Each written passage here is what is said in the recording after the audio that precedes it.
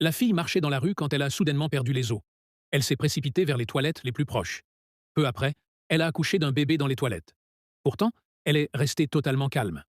Elle s'est lavé les mains, a arrangé son apparence, a regardé le bébé toujours dans les toilettes, puis est partie. Lorsqu'elle est arrivée sur la route, une voiture de police en fuite fonçait droit sur elle. À la dernière seconde, elle s'est baissée et a réussi à l'éviter de justesse. Un passant bienveillant l'a aidée à se relever. Soudain, plusieurs zombies ont sauté hors de la voiture de police et ont commencé à mordre les gens autour. La fille est restée figée de peur. Puis, elle s'est soudain souvenue que son bébé était encore dans les toilettes. Paniquée, elle est retournée en courant, l'a pris dans ses bras et a soigneusement évité les infecter tout en essayant de s'échapper. Mais l'un des zombies l'a mordue. Elle a couru jusqu'à un restaurant, a verrouillé la porte et a posé le bébé sur une chaise. À ce moment-là, l'infection commençait déjà à se propager dans son corps. Craignant de blesser son enfant une fois transformé en zombie, elle a déchiré une corde et s'est attachée à un poteau.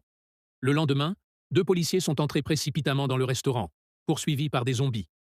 Ils ont vu la femme attachée et le bébé à côté d'elle. Ils ont immédiatement compris la situation. L'un d'eux a pris le bébé, et lui et son coéquipier ont sauté sur une moto pour fuir les zombies. Mais le coéquipier a fait trop de bruit, ce qui a attiré encore plus de zombies vers eux. N'ayant pas d'autre choix, il a commencé à tourner en rond dans des ruelles étroites en essayant de semer les morts vivants.